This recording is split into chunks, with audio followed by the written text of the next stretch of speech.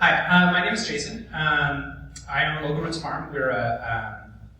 This year we grew about 12 acres of mixed vegetables in the Snoqualmie Valley, about like half an hour east of Seattle. We've been farming for 16 years, and we've been growing chicories and radicchio for all of them. Some of you may know my wife Siri and I started doing like a radicchio festival on our farm, just as a way to like get some of our restaurant clients and chefs engaged with what we were passionate about. And then it turned into this. So I'm really excited to be up here today to talk about basically some of the things that this amazing panel of farmers has learned about growing different types of radicchio in each of their like specific bioregions. And just to make it really quick, I'm going to introduce them and I'm going to ask them a series of questions which hopefully they can answer. I feel like it's a discussion that we could spend an entire day talking about this, but we only have an hour. Mary Colombo is from Wild Roots Farm, and with her husband Brian, here in the audience. He's the guy in the plaid shirt. They're in Troutdale, Oregon. Right now they grow a 4-acre diversified vegetable farm, and they have grown up to 50 different varieties of radicchio, but have narrowed it down to only 25. Next up, we have Amy Frye with Jacob, who's not here today. They have Boldly Grown Farm. They're in Bow, Washington. Amy's been farming for, well, you say 10 years at UBC, and then 8 years. And then 8 years at Boldly Grown. So that's a long time. That sounds like 18 years. And so you guys are growing 28 acres of mixed vegetable and 5 acres of radicchio, 9 different varieties. That is a lot. Say 9 types. 9. Clarify the types varieties. Guys, that is a confusing distinction for me. Chandler Briggs is with Hayshaker Farm. Chandler's been farming for 16 years. He's in Walla Walla. The only person in this room that I know that farms with horses, which is pretty cool. 6 acres, and he grows most types of radicchio, Puntarella, Dandelion, Frye, and Esquimalt. Ryan Campbell of Uprising Seeds has been farming for 20 years. They're in Bellingham. And one of the things that I want to make a point of, and maybe I should spend a little bit more time, we are going from Canada all the way down through California. So there's a lot of different, and then Eastern Washington, east of the mountains, west of the mountains, there's a lot of different like bioregions that we're talking about. I just think it's worth thinking about where everybody's from. Anyhow, Brian is from Bellingham. 5 to 6 total acres, and Brian says he grows all of the different types of radicchio.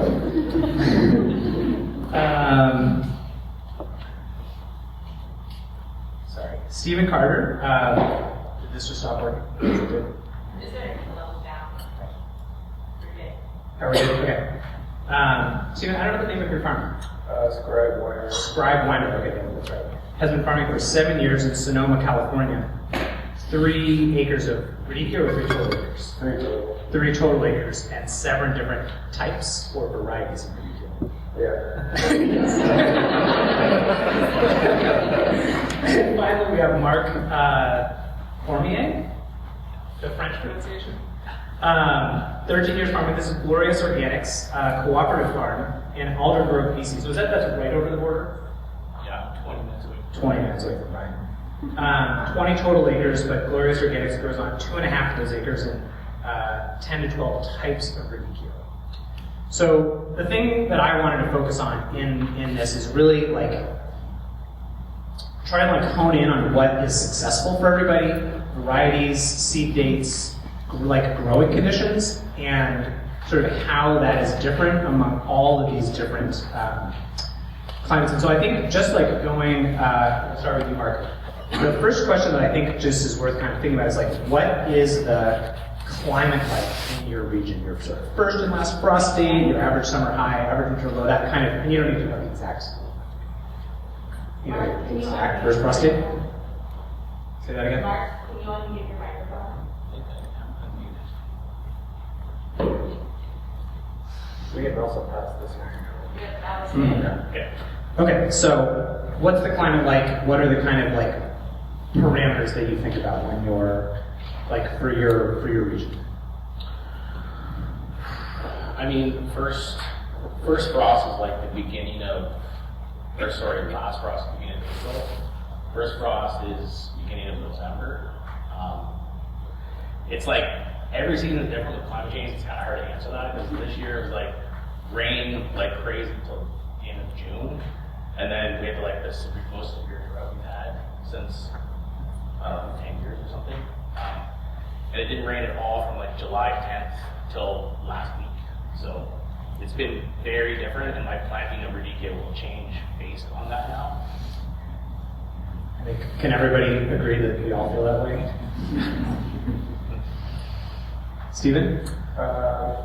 First frost is like early December to February, but it depends also. And the temperature is like summertime average is like mid-80s and lows of like low 30s.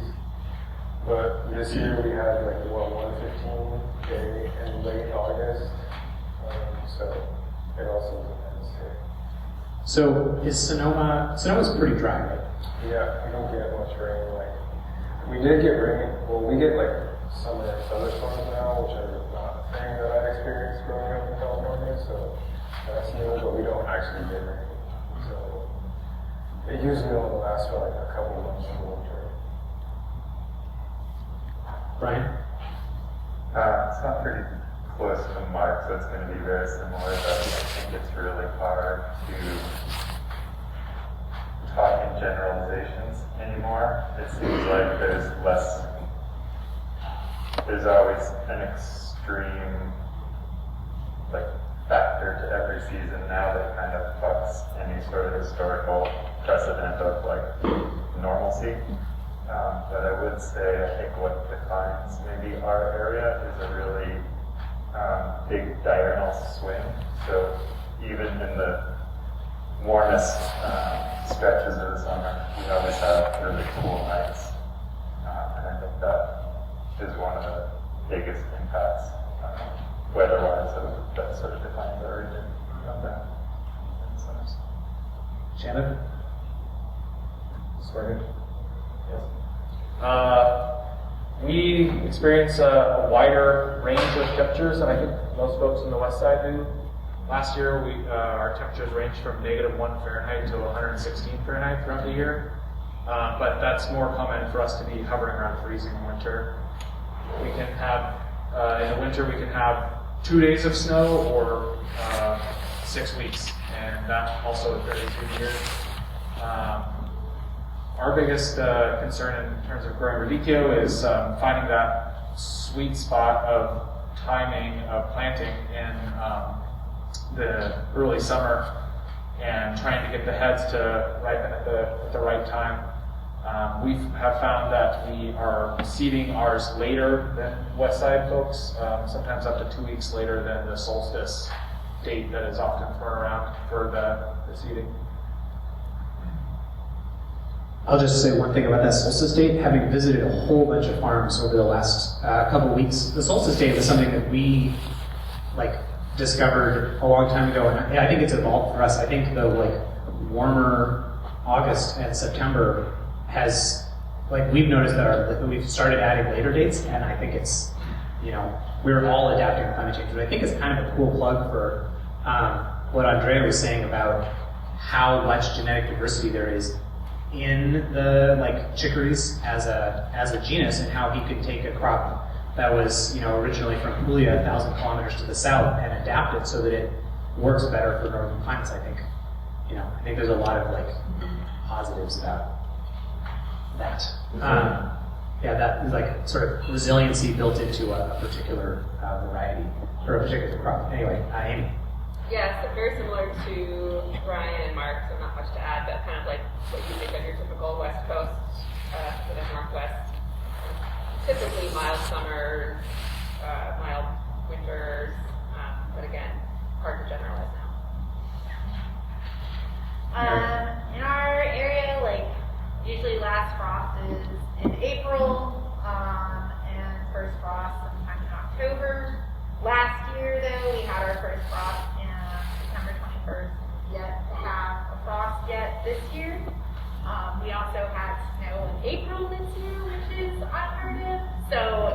definitely like a moving target.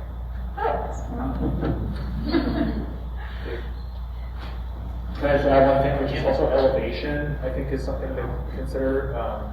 Like our farm's at only 1,000 feet elevation, where you can go a lot of places in eastern Washington that are much higher and much shorter growing season and different. I know I've talked to some folks here who are also going to be farming in eastern Washington, so I want to point that out too. Yeah, that's actually, Mary, you're inland a bit, right? You know what your elevation is? I don't, it's not very high.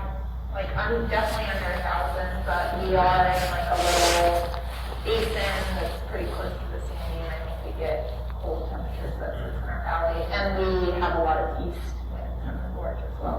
So.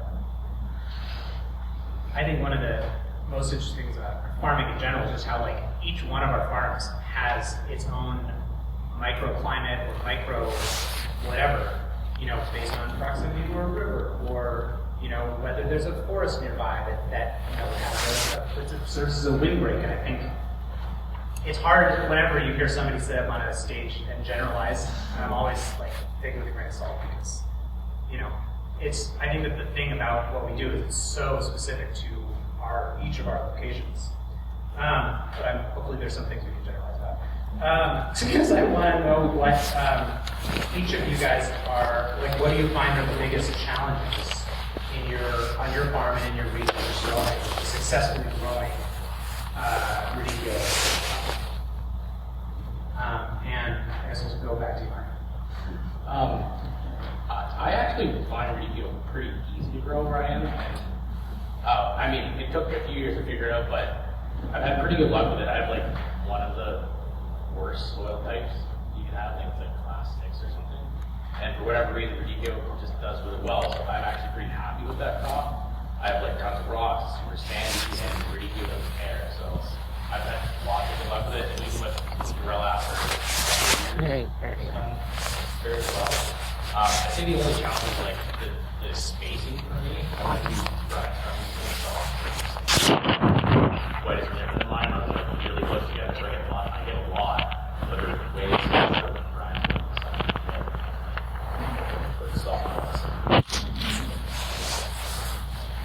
Man, I think there's a lot of us who sort of wish we could grow smaller heads. And I think spacing is really only part of that, because even when I try and space together varieties that get really big, they just are not happy. They're not square. Stephen, what are some of the challenges that you find growing in Sonoma?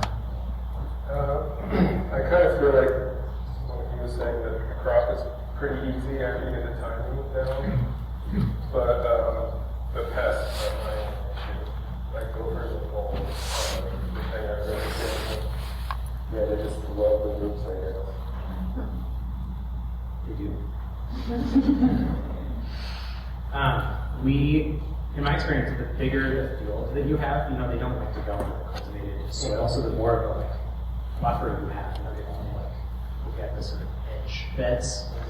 I don't know if other people have experienced that. But, Brian, what do you feel like are some of the like challenges for growing in your area? I think dealing with climate variability is just a huge one. And you can think you have something dialed and it's just never going to throw you the same season twice. Actually, we're in a little bit of a different position in that we're trying for seed production and breeding and trialing primarily. But definitely I see in the market in our area, it's not production based, but just creating demand is huge in our area. It's very limited. Doesn't fuel a big enough market to actually really let the package move on a large scale unless you're packing chicken. Stay tuned. Series talk at the very last one is going to be all about how we can all sell more radicchio. And today, hopefully, this one we can learn how to grow it more successfully. But in that vein, just to finish up, without the demand there, it's almost hard to grow at a scale to where you can get really good at it. Like, it's hard to really hone your skills growing very small crops. That is a really, really good point. I appreciate that like perspective.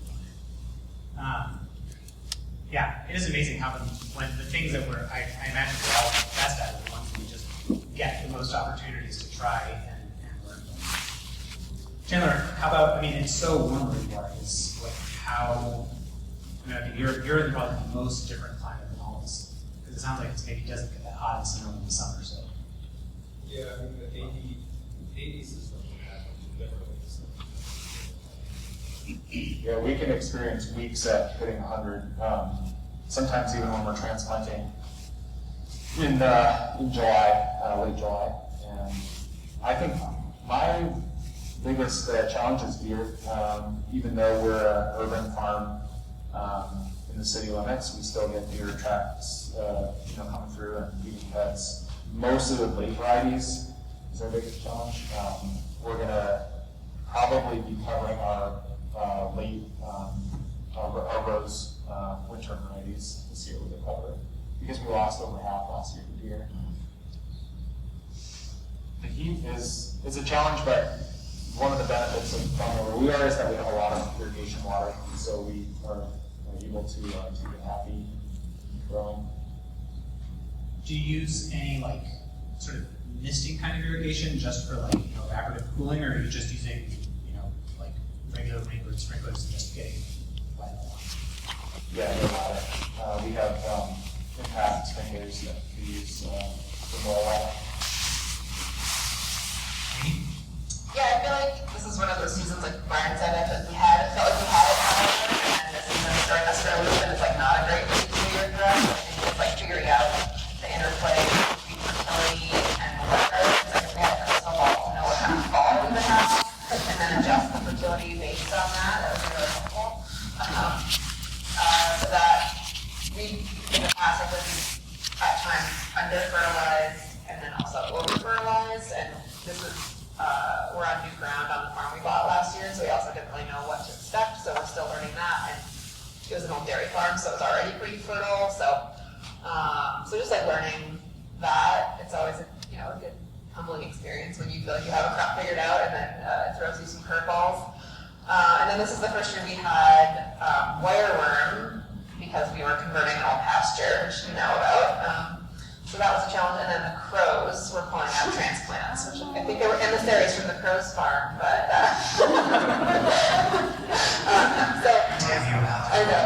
So yeah, those are some challenges, but we're learning from it. And Mary? The biggest challenge this year is elk, which we have yet to see in our field, but we see their damage in the morning, which enrages Brian like nothing else. They're very destructive.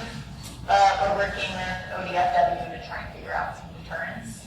And I think the other challenge, which sounds like we all have, is just the changing climate and trying to figure out that timing, because with radicchio, timing is so important. And like last year, our first succession all bolted, so we moved back a lot of our seeding dates, and then just trying to keep starts watered enough in the prop house with this like extra hot summers has been another challenge. Yeah, the timing thing is really one of the things that I think once you realize how sensitive they are to day length and how the number of days to maturity of each if I remember the nomenclature, if we're talking about variety or type, that's variety. Right. That each variety within a type indicates what the appropriate planting date is and sort of its harvest, expected harvest window and all that stuff is something that I think as we started to discover it opened a lot more opportunities. And I really think that the varieties that you can get through from Andrea through Brian are so excellent. I think that the improvement of varieties is such a big difference in our ability to grow radicchio, all the different varieties more successfully and over a wider harvest window. And I'm just curious, what for each of your farms, what is your most successful variety and planting date harvest window? American, we'll go in the other direction.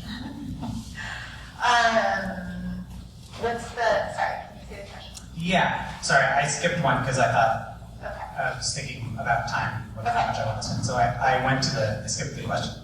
Okay, So like, what's your best variety, and what's its best and planting okay. date? It's really hard to choose my favorite child, but but you could indicate which one is more successful.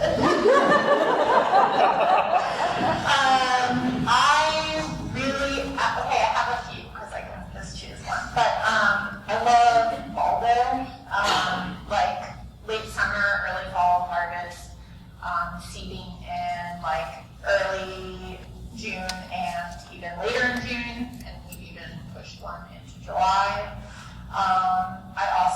Belfiore is a great like early fall, late summer variety. And right now we've been loving Giulietta. I'm not sure if that's how you pronounce that variety, but it's a Verona type, and it's just been really uniform and beautiful. Yeah. Yes. We like all those. It's Yeah. Giulietta. And the Variegata Marinata, which we seed in like late June, early July, is a wonderful like February and March harvest. Yeah, that's a varieties. Yeah, love that one. And is that one under? Do you know, is that an F1 or is that an open pollinated? Marinata. Nanta. Yeah, the feminine adjective for people from Marina. No, it's the Marsatico I mentioned before, the very late one for March. Cool. Yes, we've struggled with that one because of like pests and flooding issues, because it's I seeded it super late. Uprising has it, and it's called Aquarello. It's the Aquarello. same slot with the same part.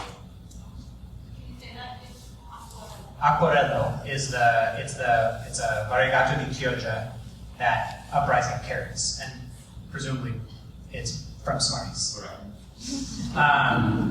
Andy, what's your favorite variety / slot?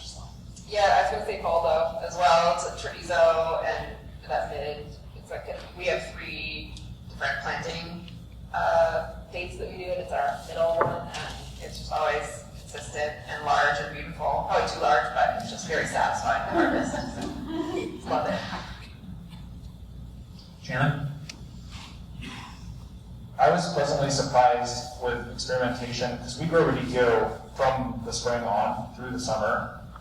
We use some of it in our salad mix and chicory mix, and then heads by a hybrid called Galileo. And what was really interesting to see in the summer plantings are that they look very different than when they are in the fall, because of the different temperatures and day length. It appears to me to be a Luja Palo Bianco cross, because it had no speckles in the middle of the summer, but now it's speckled. Isn't that associated with cold? Cold with The cold. Okay, so it's a Galileo, it's a Luja hybrid, but it looks like a Bianco de Chioggia in the summer. Osborne carries it. If I'm not mistaken, I think that's also a variegato di Chioggia. It's a variegata di Lusia. It's a Lusia? Yeah. We grow it as well. It's quite large and does very well in all the different parts of the season.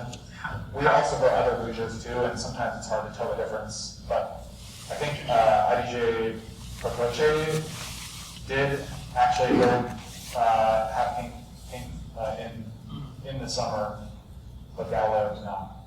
How early are you seeding these? How early did you April. You seeded it in April? I think we seeded like 6 times starting in April. For like mid-May transplant, like mid-April to mid-May. Yeah, I think at that time of the year it's about 5 weeks in greenhouse, and we do several different varieties. But Luge is my favorite, so that's the one we do the most of. Cool.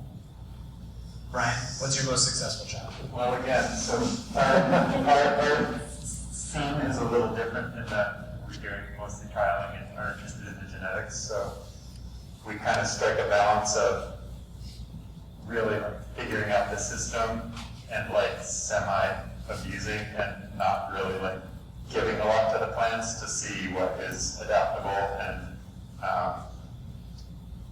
maybe can have the most success in a wide range of conditions. But I'd say probably the successive slots of Veronas have been the most consistent and successful for us, as well as the Trebizonds. Just as types, and we're generally growing Andreas Marty's line, but those have been kind of through the most variable seasons and probably what wouldn't be considered like prime conditions. I'd say those have been the most consistently successful.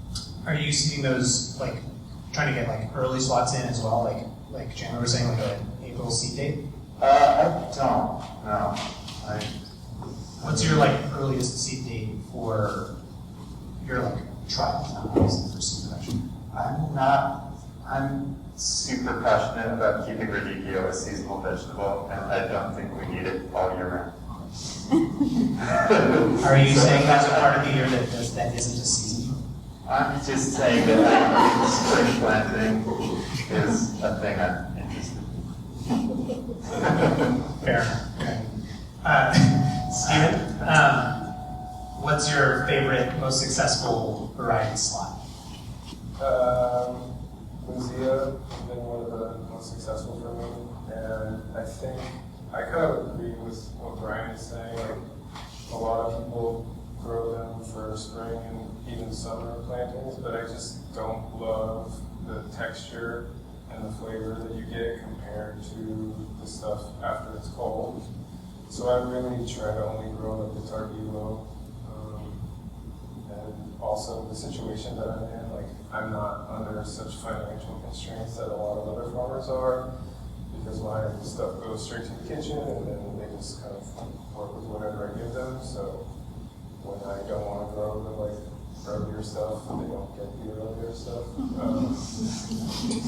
So yeah, I prefer all the way to varieties, and I do like Casablanca. Mark? I want to say Sugarloaf just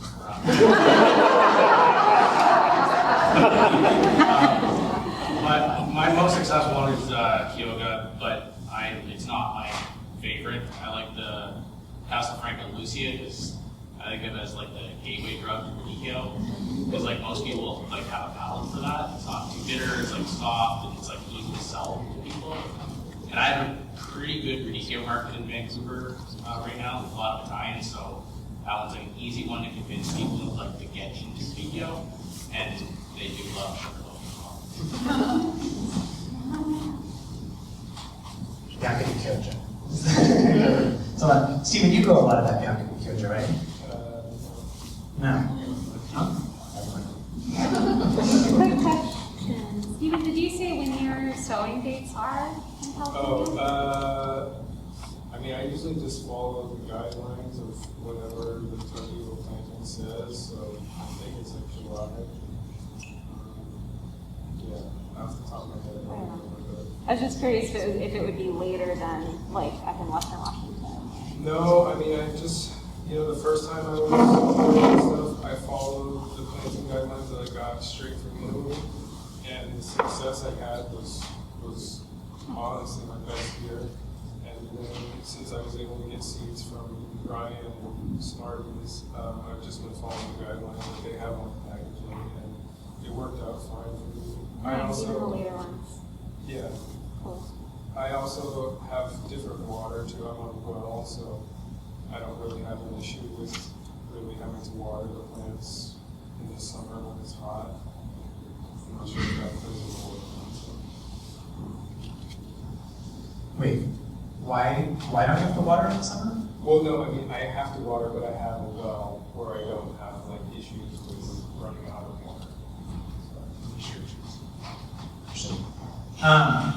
So I decided to skip a question because every one of you guys talked about how essentially we have had this really fucked up growing season.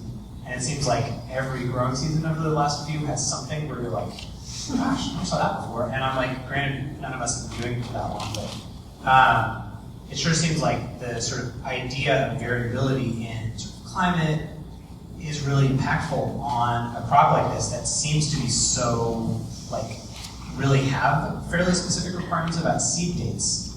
And I would just love to hear all of your thoughts on, like, how you are kind of, like, thinking about how you're going to manage that going forward with, like, a sort of less sort of predictable climate, like less predictable fall weathers. Let's go back to the direction. Well, I'm pretty particular on my planting. I like June 21st. I take the day off. I plant all my radicchio. Same with transplanting. No matter how hot it is, whatever's happening, I'll do that. But I will change that now, especially after talking with Andrea about it with the Lucidas and Castelfrancos. I definitely will push that planting back because this year, particularly, I had a lot of molting and they just didn't head up in the way that I liked. Last year I had a lot of success with those ones, and this year was pretty different, and they were all over the place. So I think I will definitely push some varieties. I think Andrea has some pretty good ideas about planting dates as well, and so I will ask them. I mean, I think we're going to do the same. June 21st was always our day, and it seems like, at least, especially for Castelfranco, it's the following week is like, because we do, after June 21st, we do some more plantings, and the following weeks, the next succession and the one after that, are always, the last couple of weeks will be way better. And like, it's heat units, and, it's like the less cool nights, I think. And, yeah. Too much growth. Too much growth, exactly. Stephen, how do you feel like you're gonna adapt?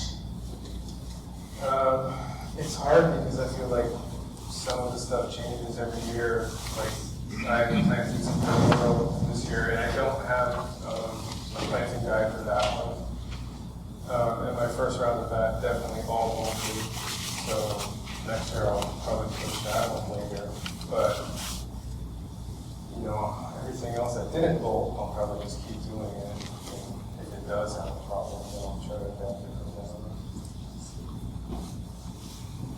I mean, it's hard to know what we're adapting it to, right? Like, you can say you want to adapt, but it's hard to adapt to variability.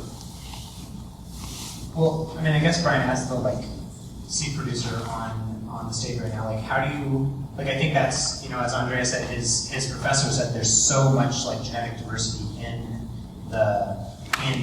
chicories that you could essentially, breed a square blue one. Right. I guess maybe you could just speak a little bit to how you, as a seed producer, or a plant breeder, can breed in, or if it's even possible, can breed in more adaptability to a plant itself, to a variety. Well, it's kind of a push and pull, right? Because in a lot of ways, we've relinquished that role to seed breeders. Like Andrea told us, the seed maintenance needs to happen on the farm. So, while there are good things of that, in that there, are people kind of committed to that work and it's their focus, and you can see really good results from specialists. In a lot of ways, we've lost being able to sort of mitigate variabilities to our specific site by, we can't control climate variability, but we can control the genetics of what's successful in our soils and our microclimates, at our latitude. And the more of those you can hone into a sense of place by developing a relationship with the variety. In some ways that seems like a way to mitigate it, but we've gotten so far away from that. And how many people who grow chicory are producing their own seeds, in this room.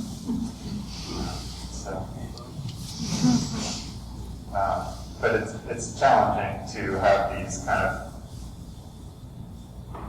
the people who are doing seeds, centered in places that aren't necessarily Right. the regional conditions or specialized with regional. Good climate for growing and, saving seed, but not necessarily the right bioregion for the crop. Right. Like I think I've heard that a lot of native use spinach is grown in Denmark. That's all over in California. Chandler, how do you feel like you're going to adapt to, or are adapting, might adapt to variability? I think just what I said earlier, said we'll be planting a little bit later for the late slots. I think to dip into the marketing conversation a little bit, I find radicchio is a heck of a lot easier to sell in November than it is in October. And I have, thousands of pounds of radicchio right now, and I'm just like, what do I do with all this? And some of it holds okay, some varieties better than others, but continuing to push that bulk harvest until later is better for me in terms of selling it. So in terms of climate, radicchio and chicories are very resilient, and I found them to do very well at my farm in a variety of conditions. Both McCall and or hybrid, both doing very well. I think it seems like one of your limitations is that it gets so cold. And so on our farm we flood, and so we feel like we've got to get a bunch of stuff out. Yeah. November, December is prime time, and we're always what should we harvest, what should we leave in the field? Because, we can lose thousands, tens of thousands of heads if we get an early flood. And for you, it's a freeze. Yeah. How do you manage that? We don't work or rely as much on the overwintering varieties. That being said, the pink varieties that we're all doing, they've gone through a foot of snow and thawed out and been harvested just fine. There might be a little bit of frost damage, but overall, if we sell them, within the week, they're great. Beyond that, I'm not planting for the March harvest. Even though it's not a flood, it's, because last winter was especially so cold, even our early cereals died out because they didn't have enough snow insulation to cover them. So we definitely, for a lot of crops, we're harvesting turnips and radishes and all that stuff that you can't just leave in the ground because it's got to come out before it's getting too cold. What are you guys doing to or how are you thinking about what the climate apocalypse in the future? Yeah. Also I think playing around with planting dates, I think so we, like I said, we have 3 plantings that we are aiming to transplant between July 10th and August 10th, and that earliest one is probably a little early because they, so seeds are around a month earlier, more or less. So that's probably pushing it a little early, which is probably why, combined with the warm weather, why we had a lot of bolting in that first planting. So either dropping that first planting or pushing it back. So yeah, playing around a bit with the seeding dates and thinking a bit more critically about fertility management. Now that we are on the ground, we kind of have a sense of what it's looking like. And I think we've typically managed fertility on a field basis, so the radicchio field. But I feel more and more, because I think the later varieties, and I'm curious to talk to Andre more about this. I want less fertility on the early varieties and more on the later varieties. So I feel we're going to have to start dialing in that a bit more because I want the later varieties to have a bigger frame going into the fall if it's going to be a cool fall, which we didn't have this year. So again, there's a bit of that climate variability, but you also don't want too much fertility in those late plantings because of some storage reasons, which I'll talk with Andre about at the storage presentation. But it's on our scale where we're growing, we have 90, 550 foot beds of radicchio. It's a little hard for us to experiment and play around because pretty much anything we do, we want to do a bed of it. But I feel it might be worth trying to do some smaller scale experimentation. How are you applying your fertilizer?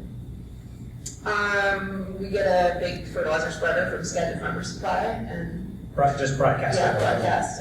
We are getting some manure solids now from your organic dairy down the street, so I think our fertility program and cover cropping is going to change a bit now that we're going to be on the same ground year after year, which we're excited about.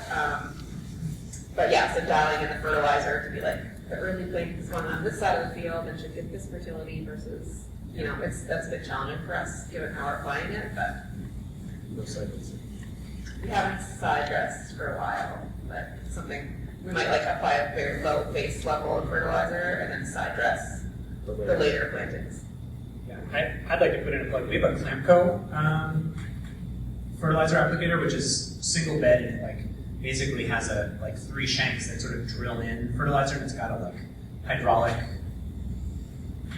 auger mechanism so you can adjust the speed, and it's pretty sweet for being able to like change application rates. Although honestly, we just change the speed of the tractor.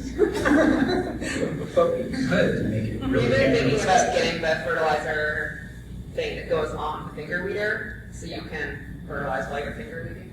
Yeah. But there are some downsides. Yeah. I remember to a talk where somebody was talking about what percentage of the nitrogen plants take up at what stage of growth, and it made me realize how like pre-planting application of fertilizer is like it doesn't use any of it until it's like already like 3 or 4 weeks. I think it was for broccoli, so it's like a 6 weeks in the ground type thing. But like almost all of the nitrogen that it uses is in the last like half of its life, which really makes you think like, oh man, side dressing would be such a more efficient way to apply nutrients. And actually, I think we're running out of time. Yes, Mary, I want to hear your answer to this question, and then I do just want to briefly talk about it. I think it's one of the like most interesting parts, and I think it will lead really nicely into your conversation about storage. So, Mary, what? You got a half hour if you want. Oh, really? For real. I thought I was done at 3. 3:30. Oh shit! Well then, we got so much to say. Mary. Yeah, I think echoing what everybody else says, like planting dates. Last year with the heat dome that happened right after our really large radicchio seeding, we lost a lot. Like it just didn't germinate well, so we seeded a later round than we usually seeded, and then saw like really amazing results. Our whole like first round bolted, so just kind of keep playing around since we are a smaller scale farm. Like we can experiment and just like keep trying to seed different maturity dates on all these different seeding dates, different varieties, and just I'm thankful that radicchio does have so much variability, so that if some does bolt, at least it's generally not an entire bed. Chasing down that seeding date. Well, so I do want to like get to the conversation on nitrogen, but that makes me think about this something that has come up a bunch, which is Andrea was telling me that a lot of, and correct me if I'm wrong, Andrea, but it sounds like a lot of the Italian farms have just a couple of seeding dates, but they're seeding all of the different varieties, the 70-day, the 80-day, the 90-day, the 130-day on one particular day, so they're getting that like full-on harvest. I'm wondering whether you guys have kind of like, I do my 90-day on this day, and then I do my 110-day a week later, or if you're seeding multiple like maturation date varieties on the same seed dates. Maybe you can do reverse order. Yeah, I generally like my first seeding is generally in early June. I do have like bolting that occurs in that slot a little bit more, but just to get some radicchio in like September, October. And usually those are like the 60 to 90 day maturities. My later June, now early July seeding kind of goes everywhere from 80 days to the 145 day maturity. And then my latest seeding is now in like early mid-July, and that's mostly like the longer maturity days. You're doing longer maturity date, early mid-July seeding. What varieties are those? Cecilia, Salvo, all the pinks, Drake, Radicchio, or Colombo. And sometimes they don't quite size up enough, so it's interesting to think about coming back through with the citrus. When they don't size up, because we have like this sort of thing. Do you find that you're getting good, like they're putting on growth again in the spring, and you get like not an ideal head, but something that's sellable in like March when they start like growing again? Yeah, and it usually gets to that scroungy season where it just goes into sour because it doesn't form like a really nice dense head. And I think having that like sort of secondary market for the shitty ones where you're like, well, cut it out, thanks.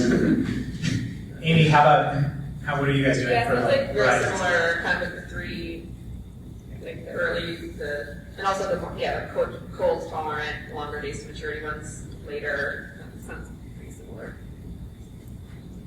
Chandler?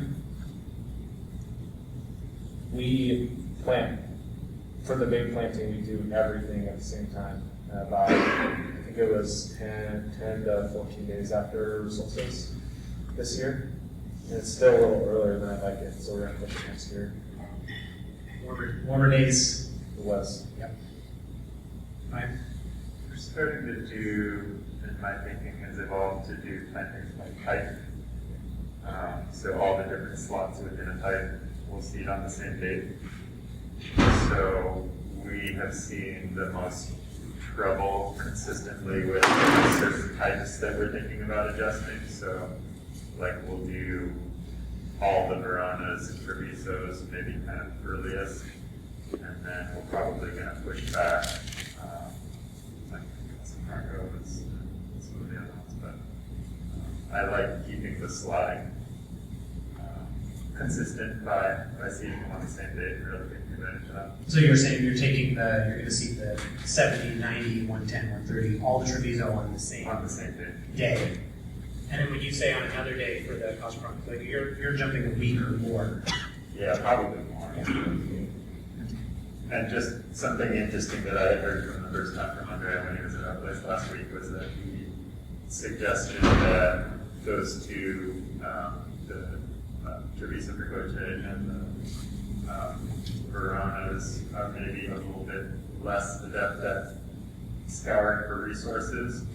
And so while you might think everything needs to be pushed back, like those actually kind of enjoy a full season of growth, and even in a warm fall like this, they never got that super overblown leafy look like a lot of the other ones did. They stayed pretty consistent. So that's one that we're going to keep on the early side, whereas some of the leafier ones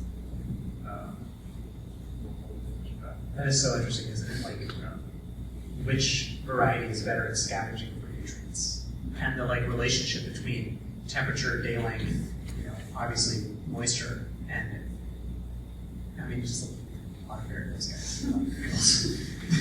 Stephen, I usually don't have time to try to do it all at one time. I'd like to, but it usually takes me like 2 weeks to get all mine done because it's just me doing it plus all the work in the farm too. so when you break it up, how are you choosing what to do first, what to do last, etc.? I guess just go like the guys. There's like a month range usually, so I just follow like start with the early stuff and try to get the other ones finished by the later. So you're seeing like the shortest days to maturity first, and then And remind me, when did you say your first seed date was? I mean, I don't remember off the top of my head, but usually like June I'm starting, and I think I'm trying to finish by like early August. Your last seed date is early August, so you're transplanting in September. What latitude are you?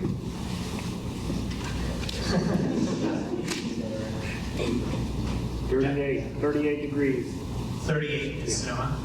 And Mary, you're like 45 or something? Mm-hmm. And when we farmed in California for a while, and all of our seeding dates were like 3 to 4 weeks later than they are. When you moved to Oregon, part of it? When we farmed. Yeah, when you moved to Oregon, you bumped them. South of Sonoma. Yeah. And then you're 48? Whatever Brian is. The border's right at the 49 cent. Yeah. A couple miles here for that. And Mark, how are you like organizing your days of maturities and stuff? Yeah, I do everything the same day. Pretty much exactly what Brian said. I do everything June 21st, all the plantings. I usually, like about a week later, I will plant a few flats of each one just as backup, especially since the heat dome lost quite a bit of stuff because they were all like just coming up when the heat hit. So that was pretty devastating. So I always have a bit of backup, which has kind of led to some interesting trials on planting dates. But I'll do the same thing with the Castle Franco and probably the Lucia as well. I'll do them, I think, 2 weeks later. I may still do some on the 21st just in case, because you never really know what the weather's going to do. But I think I'll pop in 2 weeks for those ones for sure. Yeah, I mean, it seems like one of the things that we're all doing to adapt is we're, rather than doing one big planting, we're like spreading it out more in either direction because we just don't know, right? I guess that's kind of like the thing that we have often said about why having a diversified vegetable farm is more resilient is because we do have that, like, you know, it's like a diversified stock portfolio or whatever. Have a diversified radicchio portfolio.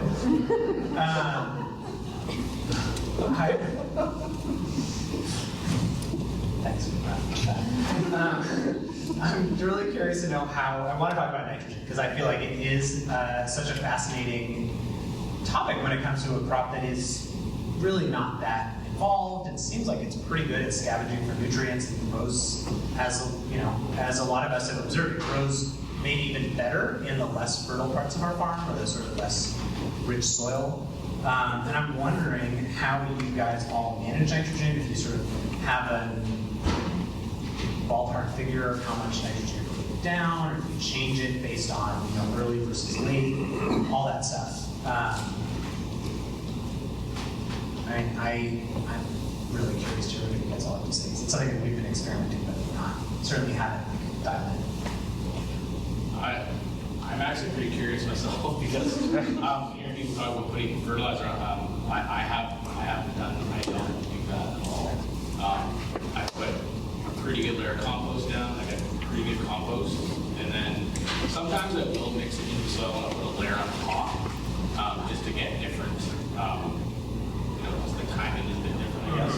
Also the compost just breathes down a bit as well.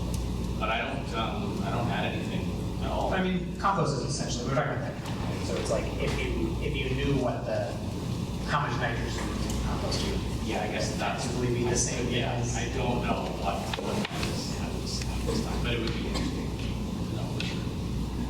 Do you find, because I think one of the things that I've observed is when we do apply more fertilizer, it seems like we get more molding, especially in earlier planting. I'm curious, like, you know, what people are doing. I have noticed actually, there are some beds that I didn't compost at all, just because timing wise, I don't have a spreader. It's all like hand spread, which can suck. But I've noticed sometimes they do better than the ones with the compost. Less molting, less variation. So I don't know. I don't know what's better. This year for sure. So what do you do? I also apply it by hand. But this year I applied some when I applied my compost and tilled it in.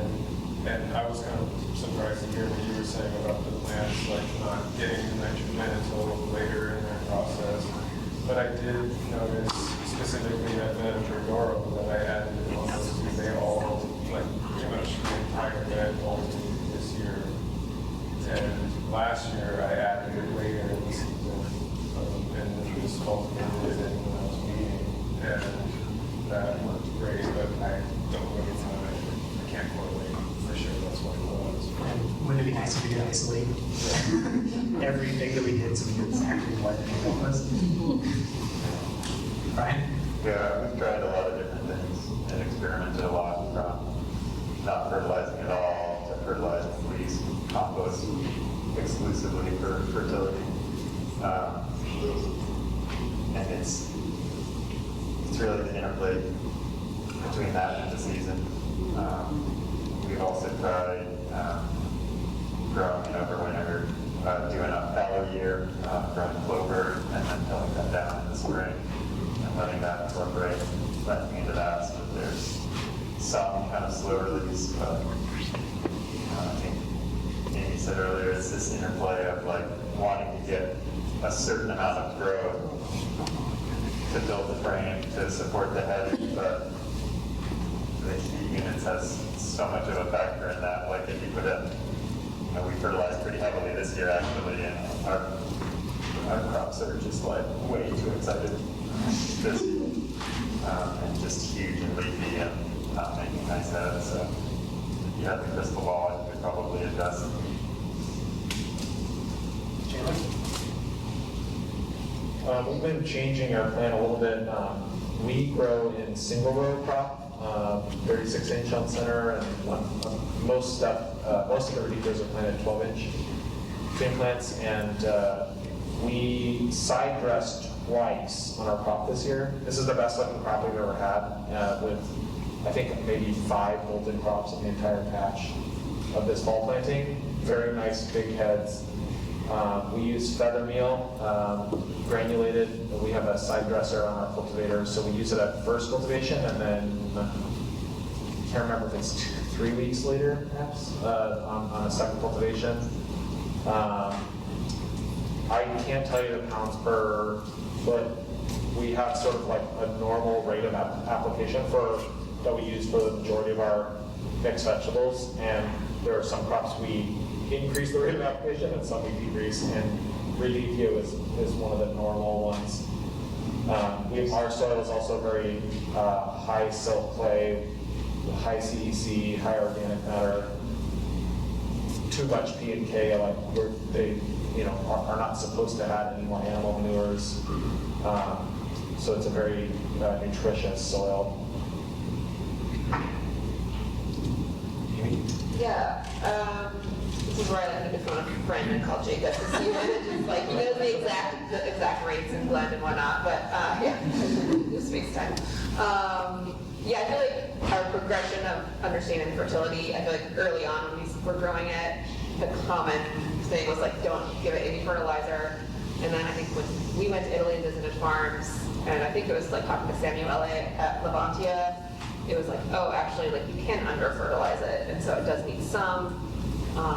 And even this year, like I said, we cut whatever our normal radicchio mix is, we cut it by like a half or even more than that, and it was still too much. And I think it had just been fertility and not the really hot weather and long fall, it could have been fine, or it was like one or the other, but both factors combined led to a lot of bolting, especially in the early planting. The latest planting looks pretty darn good, but yeah, I think we're still figuring that out, and as we get used to this new ground, I'll kind of play around with it a bit.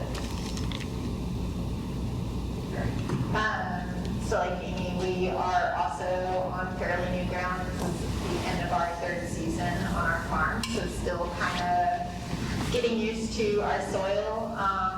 It's really beautiful soil, like a silty loam, but it has a very low cation exchange and a super low pH. So we kind of have to add a lot of fertilizer for it to be plant available. We work with an agronomist to come up with our own specific blend for our farm, and there are slow release and quicker release nitrogen within that fertilizer mix.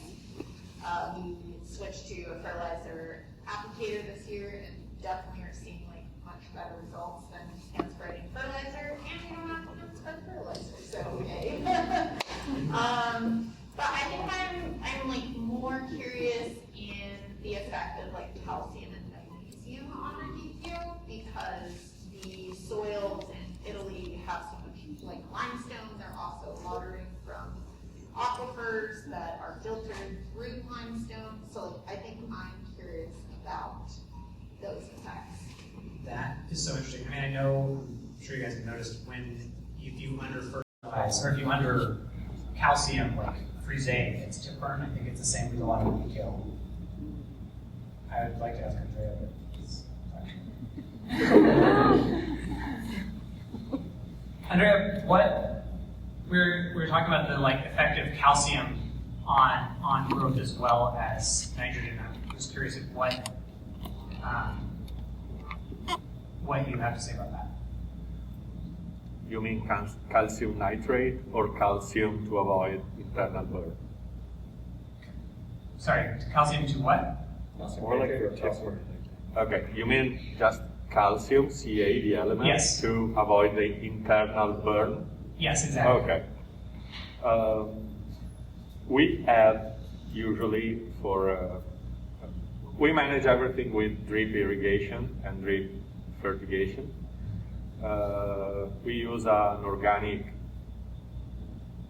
fertilization at the beginning before planting, pellet, 8 to 10 title of nitrogen, 8% I would say. Yeah.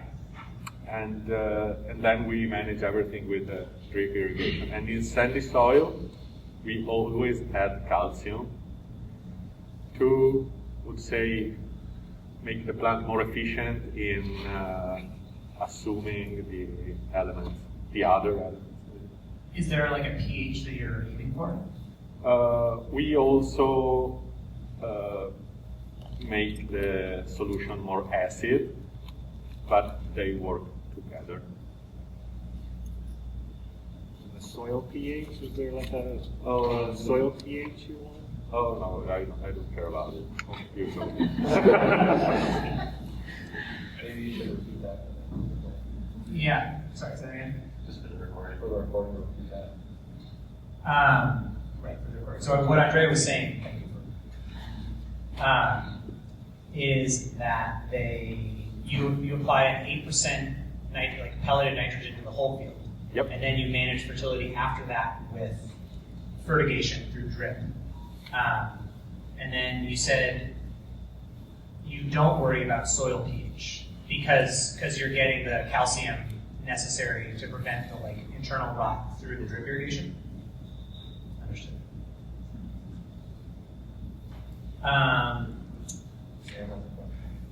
Oh, what's up, Sam?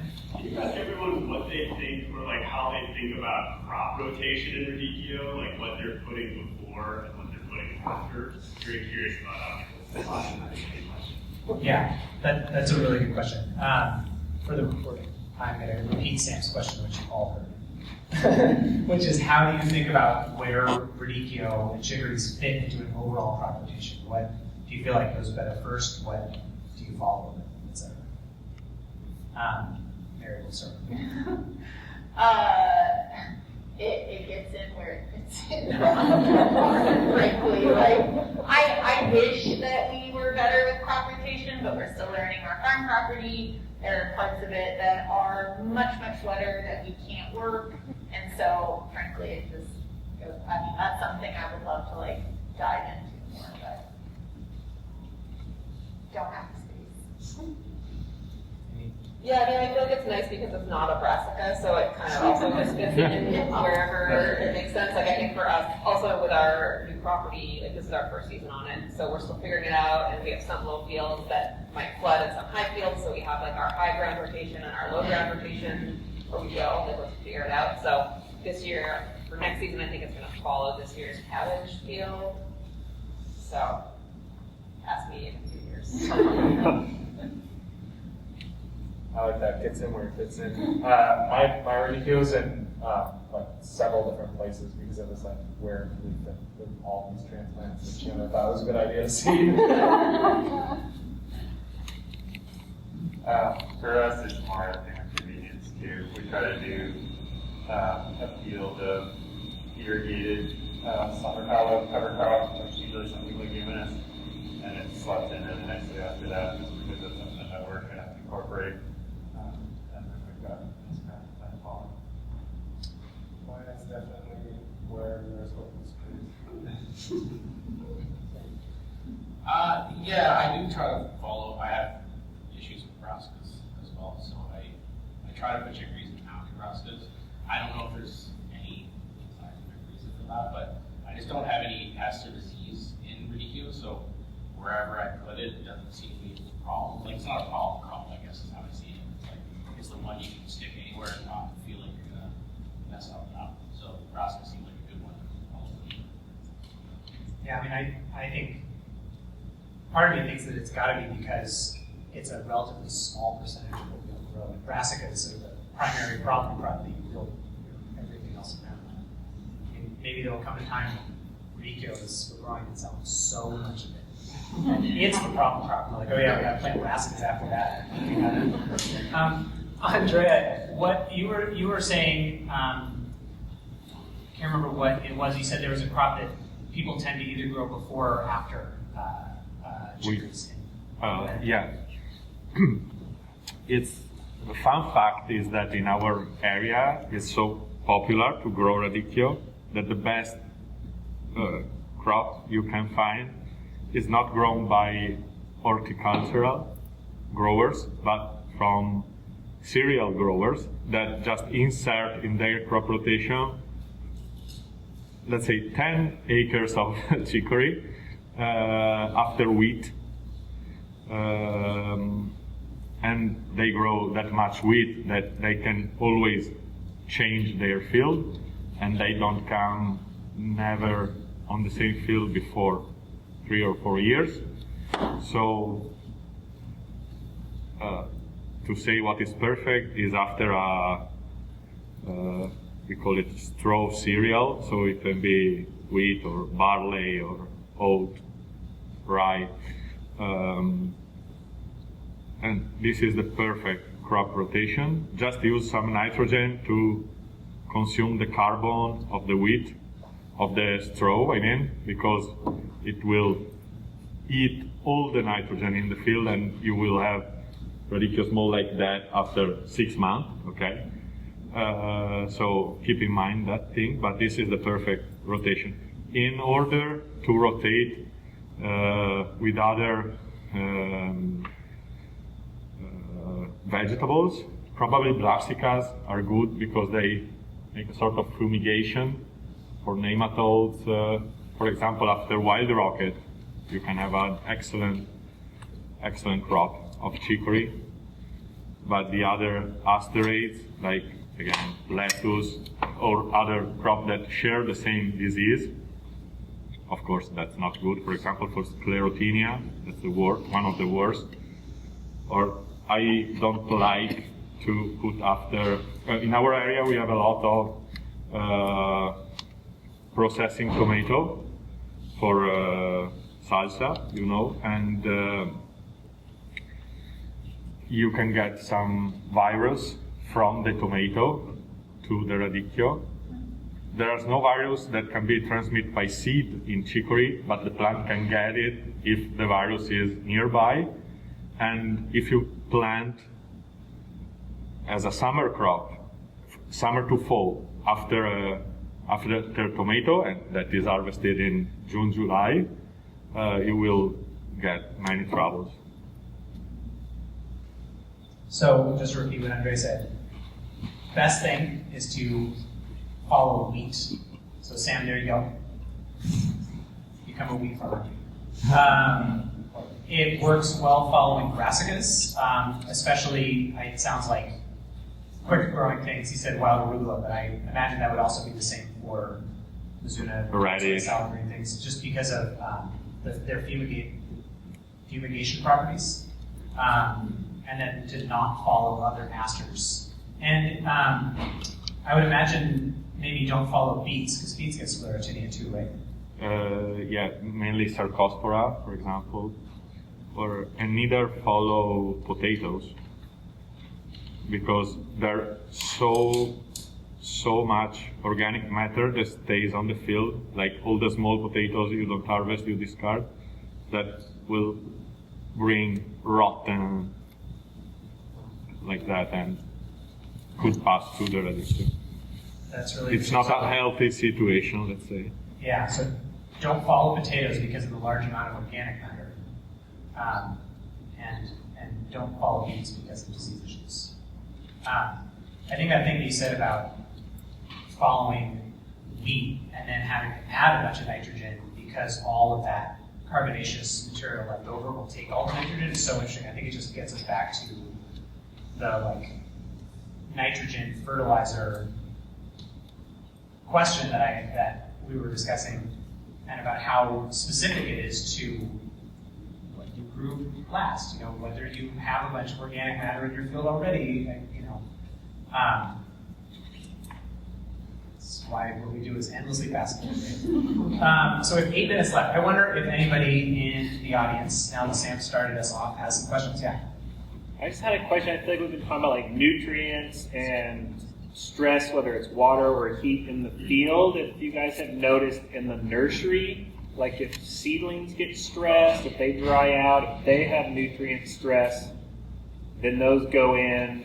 You're like, oh, they're going to recuperate. Like if there's like a stress, but then that triggers bolting that you can never really like recuperate from. And if that's like a really time to focus on really taking care of them and avoiding stress. Rather than having everyone answer, Yeah. we can do a more rapid fire questions so we can get through more questions. Any more questions? I had a question also about seedlings.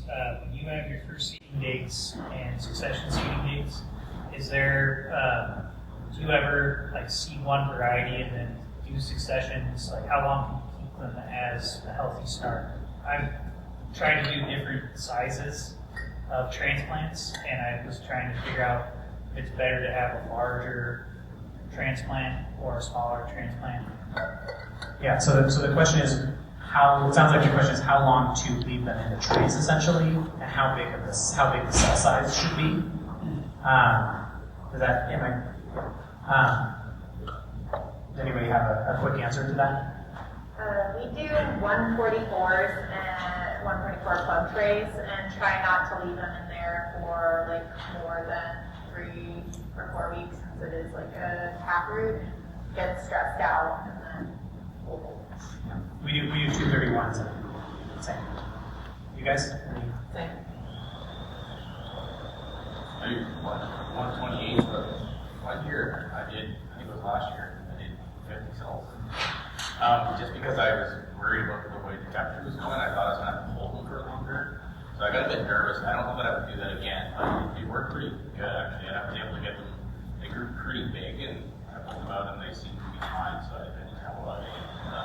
But certainly in the 128s, they have to go in at a certain temperature. Andre, the number of days that you say you must transplant them by is? Yeah, so we usually make 170 the size of the tray. Yeah, per tray. And that is a good size, but growers in our area use 280, for example, and they get a plant in 20 days, very young plant, very small hole, and they get roots quickly, so they can plant so young. But my suggestion is never to go over 30 days, because the plants have to get the right size in that days. If it takes more, it will be a stressed plant. You can see from the color of the neck that have to be white or green. If it comes pink or red, it means that the plant is stressed in the tray, and then you can experience some bolting or things like that. Never get the pit get dry, because after that you will never be able to technically bring it to the previous stage. And what you can experience is that you plant and you get the plant at the same size of the one you planted after a month. And even if the land is completely wet, you take the plant out and the cube of pit will be still dry like that time you planted. And if it starts growing, it will bolt, usually. So what he said, for anybody who didn't catch that, is never leave them in the trays for more than 30 days. Growers in his area use, as Andre said, he uses 170 cell trays, but people use as much as 280. 280. And to never let the cells dry out, because at some point they'll never be able to uptake water in those cells, no matter how much of irrigating it. And the purple stem. And right, oh yeah, thank you. And that you can tell when they are stressed in the cells by the color of the stem. it needs to remain white. And if you see purple or red, it's an indication that it's a stressed plant in the tray. Yeah, go ahead. Are your focuses irrigation setups? Are you primarily using drip, or are you using overhead for your irrigation? Irrigation setup? Such a fascinating question. We could probably spend the next hour talking about that. Why don't you guys maybe quickly say what you use for irrigation and why? We've used both drip and overhead. I love using overhead now because it's very quick to set up, and I think that like any leafy greens, especially since we're planting in the summer, prefer overhead. Just like really cool it down the leaves. Yeah, overhead, we have 2 booms that we use, so they have big arms, and it's a nice size water droplet, so it's like not the big guns, but yeah, that works well for us. We have overhead with wheel lines that have impact sprinklers. Also for hydro cooling in the summer, not even just more than just irrigating the crop. And we use it for what we have on the police property. It's well watered. We use overhead pretty much exclusively, and that's more to do with just the way our irrigation set up. That's what it is. I won't drip. That's what I have. Do you run fertigation through it, or? No. Straight water. I use both now because of the heat from last year. I have like very easily movable overhead, so there's drip blade and then there's overhead that I just use on the time when it's really hot, because otherwise I get vanilla leaf burn. Yeah, I mean, I think using sprinklers to cool is, pretty great. Drip is also great for fertigation, for being really angry all the time. Cursing your job. Any more questions? I just have a question about like post-harvest, because there is so much biomass left over when harvesting the radicchio. Do you guys use like feed it to your animals, do compost, do like dig big trench, fill it in? Like what is your post-harvest method? Yeah, so the question is, what's your post-harvest method specifically about all of the biomass that comes off of the plants? Mark? I think it's really beautiful, so I just leave it in the pathways. It keeps my pathway weeds down as well, and it's just, it just looks really nice. And it rots down eventually, so I guess I'm composting it as well. Sheet compost. Yeah. I compost. You remove the, how do we use a composter? I have, my garden is in front of a winery, so.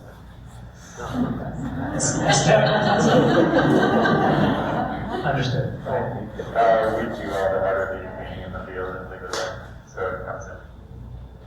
Just finished product. Yeah. We leave ours, but I will note that I find their killability to be pretty difficult when they've overwintered. We have like giant chunks of chicory roots, like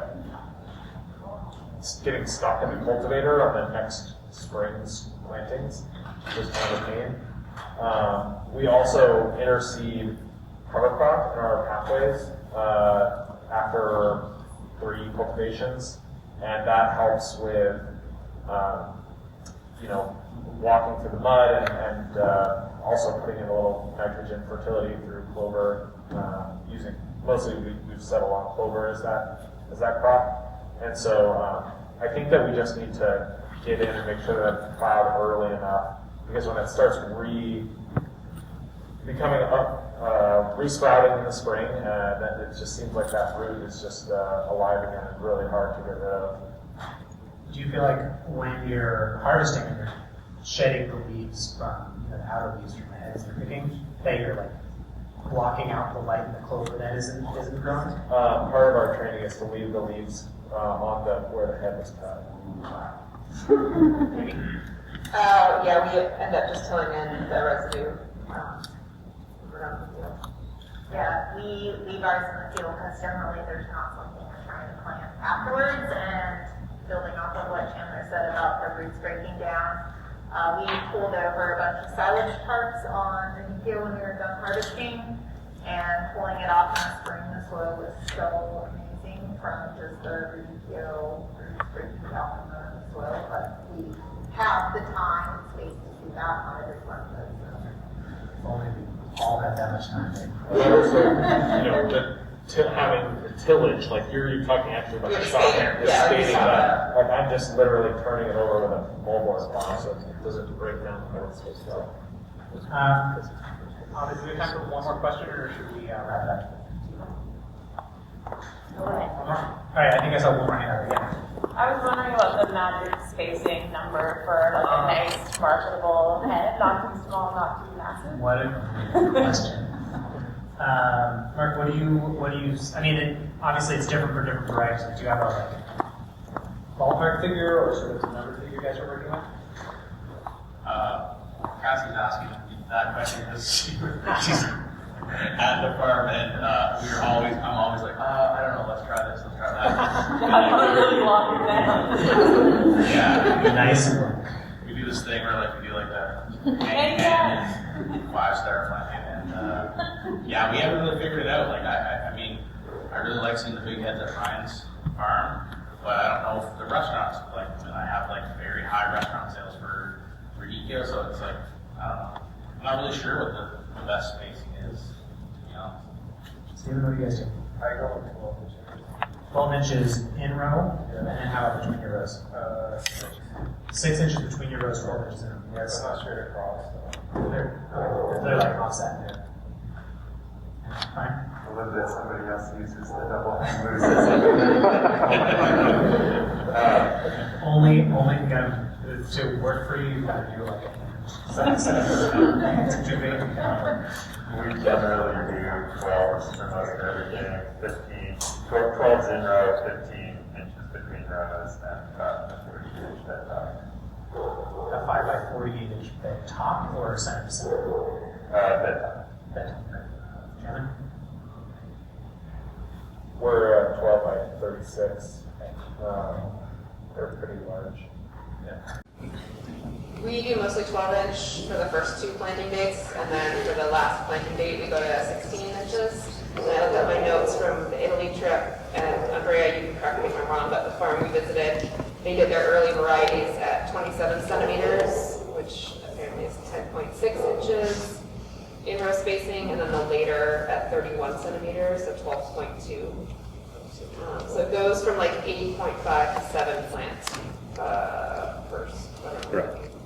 Does that sound right, Andrea? So 8-9 plants per square meter for the early types. Let's say until 75 days to maturity. From 80 to the very late one, no more than 7 plants per square meter. 7 plants per square meter for the late varieties, and from 80-90 days to maturity to 150. And 8 to 9 plants. And 8 to 9 for the 70 days to less. Yeah, from 55 to. So September, October harvesting, 8-9 plants per square meter.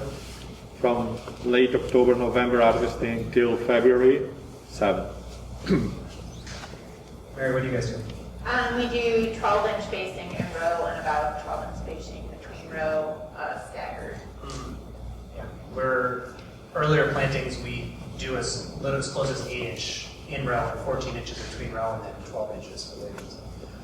Amy, I'm surprised that you guys go 16 inches for those later ones, and you're not getting like unmarketably large heads. Well, ask me in December. Yeah, we did, I think last year we did 18, and now we've like scaled back from that. We're trying to find that sweet spot of like our bigger frame. We want to give them enough space. We'll see. So interesting. Lane, are we good, or should we keep going? Okay. Thank you, everybody. Thank you guys for being here.